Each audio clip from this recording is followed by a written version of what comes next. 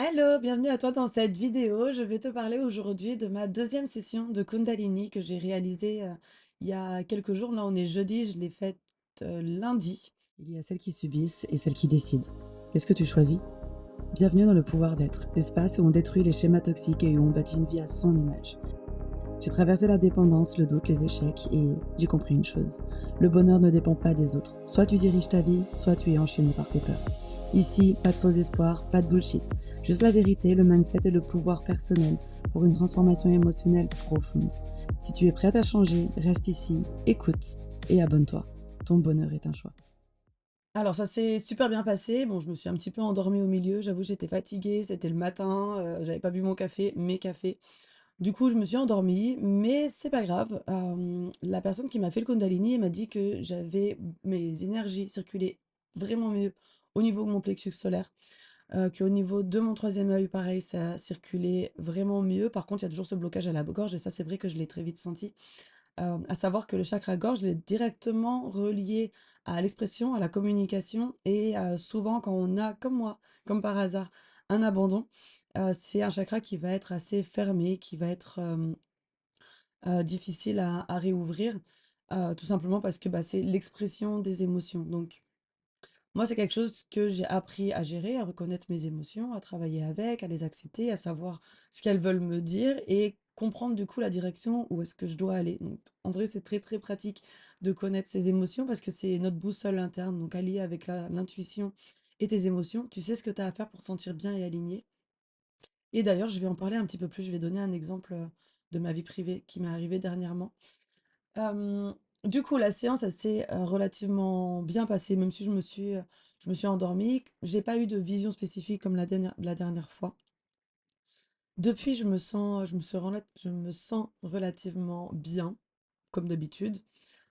Mais il y a eu un petit changement, un petit bouleversement, on va dire, dans ma vie. Bouleversement, le mot est un petit peu fort, mais j'ai été confrontée, on va dire, à ma blessure d'abandon hier encore, suite à, un événement. On aurait pu penser que, enfin, j'aurais pu penser que c'était un rejet ou un abandon. Avant, je l'aurais pris comme ça.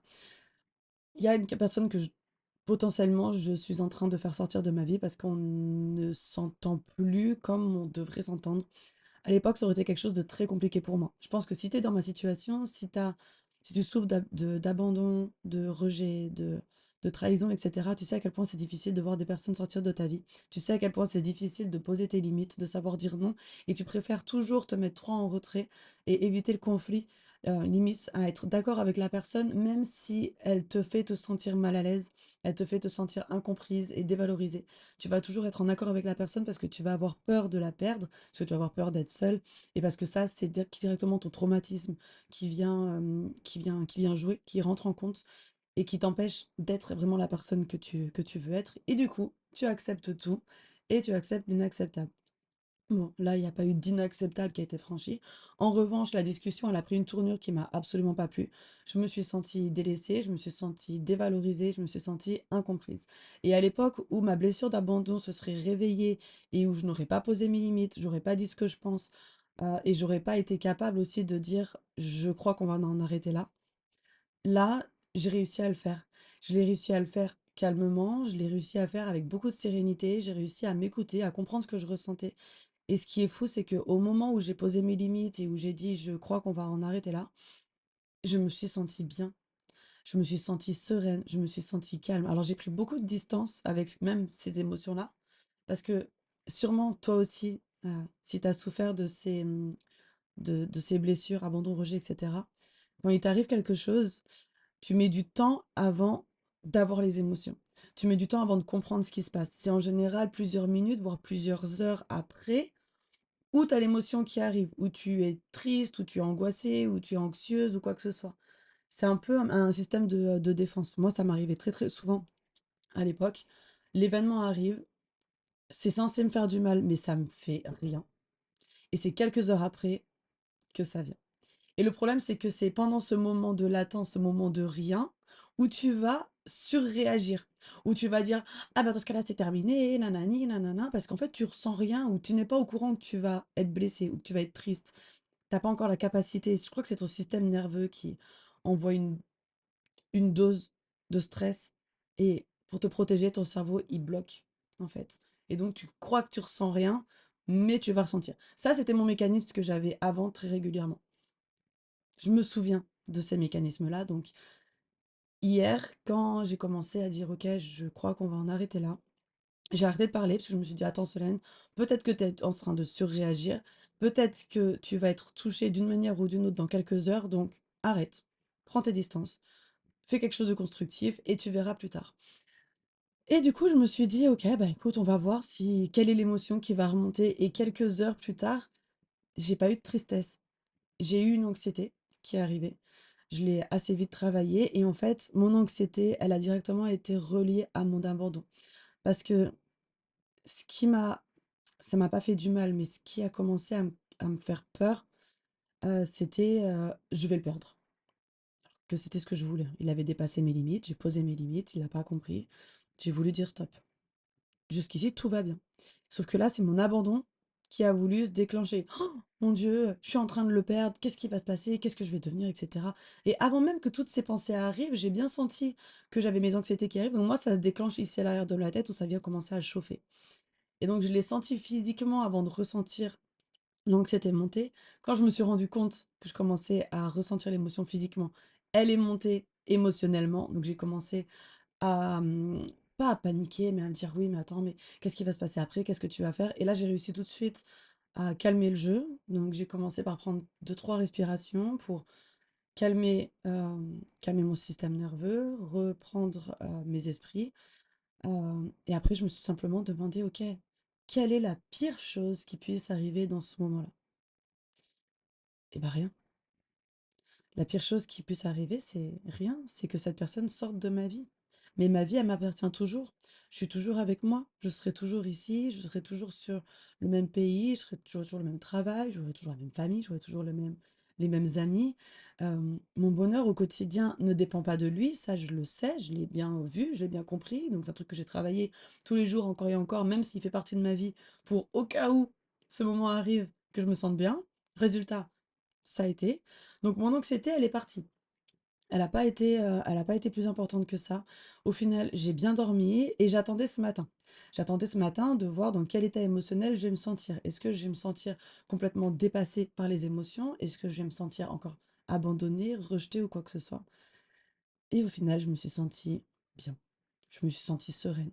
Déçue, je vais pas mentir, hein, bien sûr, je me suis sentie déçue. Je me sens toujours dévalorisée par rapport à cette situation avec lui, dévalorisée, incomprise. Donc, il me fait ressentir ces émotions-là. Je suis pas en accord. Je suis toujours pas en accord avec cette situation. Et ben, j'ai toujours pas envie de retourner dans cette situation, dans, j'ai pas envie de dire dans cette relation, mais pour l'instant, dans l'état dans laquelle la situation est, j'ai toujours pas envie d'y aller. Et le fait de ne pas vouloir y aller, ben je me sens bien, je me sens alignée, je me sens sereine. J'ai pas mon trauma d'abandon qui vient et qui commence à me dire: «Oh là là, mais tu vas être encore toute seule, va falloir encore recommencer quelque chose». Oui, mais tout ça, c'est pas grave, c'est OK. Là, la situation maintenant dans laquelle je suis, elle ne me convient pas. Si j'y reste, c'est comme si j'étais en train de me dévaloriser moi-même encore une fois. C'est comme si j'acceptais une situation qui me convient pas. Je peux pas faire ça. Et c'est là où je me rends compte que déjà tout le travail que j'ai fait sur moi fonctionne. Et je pense que la Kundalini, elle m'aide vraiment, parce que là, la Kundalini m'aide vraiment à travailler sur les restes de la blessure d'abandon, la blessure du rejet. C'est justement ces fois-là où mes anxiétés arrivent et ils me font revivre l'abandon. Là, ça a été hyper léger. Ce matin, ça a tout simplement été pas là. Je l'ai pas senti. Donc j'arrive à avoir un raisonnement qui est clair, qui est lucide, qui est limpide. J'arrive à regarder mes émotions comme elles sont et à prendre des décisions qui sont alignées, qui sont logiques avec moi. Euh, donc je vais continuer au fur et à mesure de la journée de voir comment ça se passe. Je pense que pour celles qui me suivent sur Instagram, vous saurez, avant que je fasse le prochain podcast, ce qu'il en est de cette histoire. On verra bien. Euh, je crois que j'ai rien d'autre à ajouter pour l'instant. Je suis plutôt fière de moi. Je suis plutôt contente de la tournure des événements. Même si, effectivement, c'est triste. C'est normal que ça soit triste. Si je ressens de la tristesse en ce moment, c'est normal que je ressente de la tristesse parce que je tenais à ce garçon. Bon, bah écoute, c'est la vie, c'est des choses qui arrivent. mais tout va bien en fait. Tout va bien tant que je suis avec moi. Donc, pour l'instant, je suis vraiment très satisfaite. Si tu te reconnais un petit peu dans tout ce que je suis en train de te dire, que ce soit la blessure d'abandon, que ce soit avoir des difficultés à poser ses limites, avoir peur de poser ses limites, avoir cet abandon qui se réveille, avoir des problèmes de gestion émotionnelle, comme ce moment de latence entre le moment où tu arrives l'événement et le moment où tu ressens les émotions. Si tout ça chez toi, c'est assez... si ça résonne en toi tout ce que je te dis, mais que tu n'arrives pas à le travailler, rejoins-moi sur mon compte Instagram, envoie-moi un message, on pourra toujours en discuter. Ça fait maintenant 1 an que j'accompagne les femmes à sortir de leur état émotionnel, de leur dépendance affective, à mieux se connaître et à faire des choix qui sont 100% alignés avec leurs décisions. Tu vois que moi maintenant, c'est quelque chose que j'arrive à faire avec beaucoup de calme et de sérénité. Donc si je peux te partager mes conseils, ça serait avec grand plaisir. Donc n'hésite pas, à partager cette vidéo à quelqu'un qui en aurait besoin, à, t'enregistrer, non, enregistrer, liker, je sais plus ce qu'il y a en dessous là. YouTube, c'est pas encore ma plateforme préférée, hein, mais sinon rejoins-moi sur Instagram, là je m'y sens plutôt mieux. Bon, bah, je te fais des gros bisous et puis je te dis à la prochaine. Ciao.